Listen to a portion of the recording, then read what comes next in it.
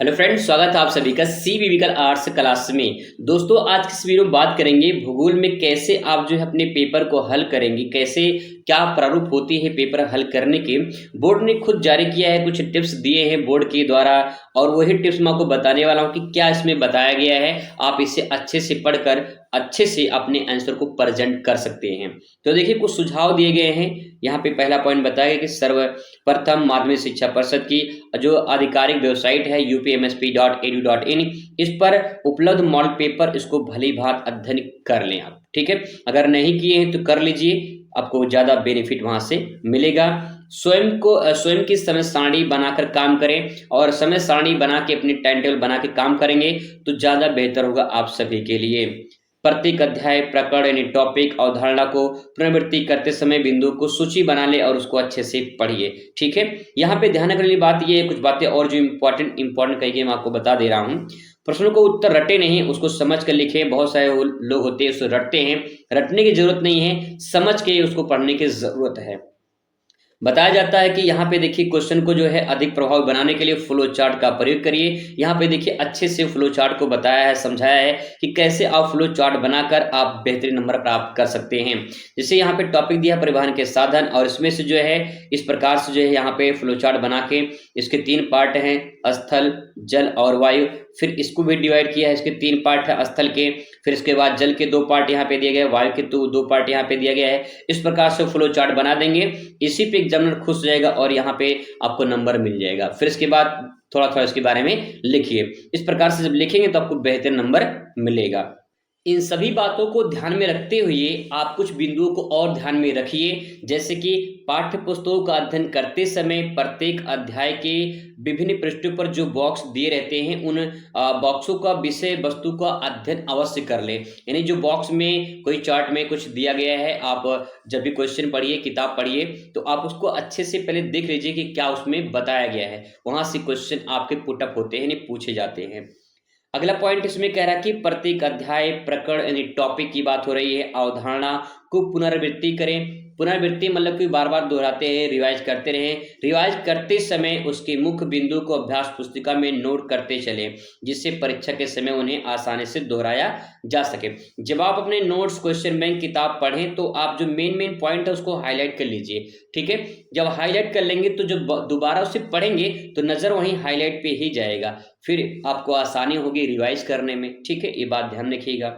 आगे देखिए, अगला पॉइंट कह रहा है कि पाठ्य पुस्तक में जो किसी प्रकार के प्रकरण यानी टॉपिक संबंधित आरेख, चित्र, ग्राफ आदि का भली भांति समझकर अध्ययन कर लें। परीक्षा में उत्तर लिखते समय यथा आवश्यक उनका प्रयोग करें। देखिए, बोर्ड खुद कह रहा है कि भैया आप जो क्वेश्चन का आंसर लिखिए ना, उसमें आरेख, चित्र, ग्राफ इन सब का प्रयोग करना चाहिए। इससे जो है आपको नंबर मिलता है, बेहतरीन तरीके से पूरा नंबर मिलने का चांस होता है। अगर आप डायग्राम बना के, फिगर बना के, आप जो है फ्लो चार्ट बना के इन सबका प्रयोग करके आंसर को दर्शाए हैं ना, तो बेहतरीन नंबर मिलेगा। मान के चलिए कि आर्ट फैकल्टी में अगर बात करें तो पूरा नंबर जल्दी नहीं मिलता है, लेकिन आरेख, चित्र, ग्राफ, मैपिंग इन सबका प्रयोग करके अगर आपने आंसर को प्रेजेंट किया है तो समझ जाए कि आपको अगर 10 नंबर का सवाल पूछा गया है, तो अगर आप इस प्रकार से प्रेजेंट कर देंगे तो 10 में 10 पूरा मिलने की चांस रहती है। ठीक है, वरना अगर आप लिखते चले जाएंगे तो उस पर 10 में से 5 नंबर, 6 नंबर, 7 नंबर ऐसे मिलता है। अगर पूरा नंबर चाहिए तो आरेख, चित्र, ग्राफ, फिगर, मैपिंग, कोटेशन और जो है फ्लो चार्ट, इनका सबको प्रयोग करिए। इससे नंबर मिलता है, प्रभाव पड़ता है आपके आंसर पे। ठीक है, तो इस प्रकार से आप लिख सकते हैं। इसमें खुद कह रहा है कि भैया आप ऐसे आंसर लिखिए तो नंबर आपको मिलेगा।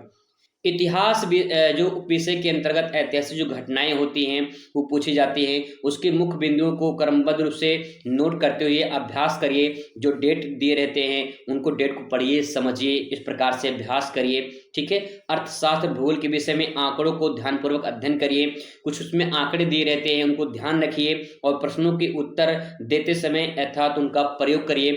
कभी कभी डाटा बहुत इंपॉर्टेंट होता है। इससे मान लो कोई डेट पूछ लिया कि पानीपत का प्रथम युद्ध कब हुआ था, तो आपको डेट अगर कंठस्थ है तो आप लिख दीजिए, नहीं कंठस्थ है तो मत लिखिए। लेकिन कंठस्थ अगर है, आपको पूरी तरह से याद है, तो उसको प्रेजेंट करने से आपका नंबर परफेक्ट हो जाता है, मतलब कि मिलने का चांस पूरा आपको हो जाता है। ठीक है, ये बात ध्यान रखिएगा।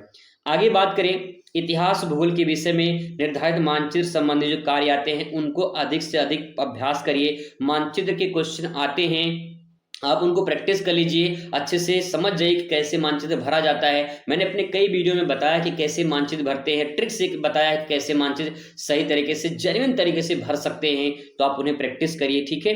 इसके बाद बताया गया है कि भूगोल के मानचित्र संबंधी प्रश्न दर्शाने के लिए प्रश्न पत्र में दिए गए चिन्हों को भी दर्शाना है। अगर उसमें कोई चिन्ह दिया गया है तो चिन्ह को आप दर्शाइए, जहां पे उसका लोकेशन है लोकेशन दर्शाइए और उसका नाम लिखिए, तब जाके पूरा नंबर मिलेगा, ठीक है। इस प्रकार से इसकी बात सबसे जो मोस्ट इंपॉर्टेंट है वहां पे देख पाएंगे कि वर्णनात्मक भाग में जब आप क्वेश्चन लघु उत्तरीय विस्तृत उत्तरीय प्रश्न लिखते हैं तो प्रश्न लिखते समय आवश्यकता अनुसार फ्लो चार्ट बनाइए। देखिए बोर्ड खुद कह रहा है भैया फ्लो चार्ट बनाइए, इससे नंबर मिलता है, ठीक है। जैसे यहाँ पे देखिए समझाया गया है एक फ्लो चार्ट के माध्यम से। यहाँ पे कह रहा है कि भारतीय अर्थव्यवस्था के क्षेत्रक है और इसमें जो है प्राथमिक क्षेत्र, द्वितीय क्षेत्र, तृतीय क्षेत्र। इस पॉइंट को आप ऐसे हेडिंग बना के भी लिख सकते हैं, लेकिन उसका प्रभाव थोड़ा कम पड़ेगा। अब यहाँ से ऐसे लिख देंगे ना तो आपका आंसर स्मार्ट हो जाएगा और खूबसूरत दिखेगा। खूबसूरत दिखेगा तो भैया खूबसूरत आंसर पे खूबसूरत नंबर में मिलेगा। यानी 6 नंबर का है तो 6 में पूरा आपको मिल जाएगा, 10 में पूछा है 10 में पूरा आपको मिल जाएगा। तो कहने का मतलब ये है कि जैसा आप आंसर को प्रेजेंट करोगे वैसा मिलेगा। फ्लो चार्ट बना के दिखाया है, आप ऐसे अपने आंसर को प्रेजेंट करेंगे। बोर्ड खुद कह रहा है कि आप फ्लो चार्ट बनाइए और इसी को फ्लो चार्ट कहते हैं। मैं हर बार अपने आंसर को प्रेजेंट करता हूं तो फ्लो चार्ट के माध्यम से को बताने की कोशिश करता हूं ताकि आप उसे समझ पाए, ठीक है। आगे देखिए, प्रश्न का उत्तर लिखते समय यथासंभव नामांकित चित्रों, रेखा चित्रों, आंकड़ों को अवश्य प्रयोग करें। रेखा चित्र हो, डायग्राम हो, कोटेशन हो, उनका प्रयोग करिए। इससे आपके उत्तर प्रभावशाली होंगे, आपका प्रभाव बढ़ेगा। जितना प्रभाव आप डाल पाएंगे पे एग्जामिनर के ऊपर उतना बढ़िया नंबर आपको मिलेगा। खुद कह रहा है बोर्ड, तो आप इसको फॉलो करिए, अच्छा नंबर प्राप्त करिए, ठीक है। आगे देखिए, प्रश्नों का उत्तर लिखते समय शब्द सीमा का ध्यान अवश्य रखें, जिससे पूरे प्रश्न पत्र को हल कर सकें और समय का उचित प्रबंधन भी हो सके।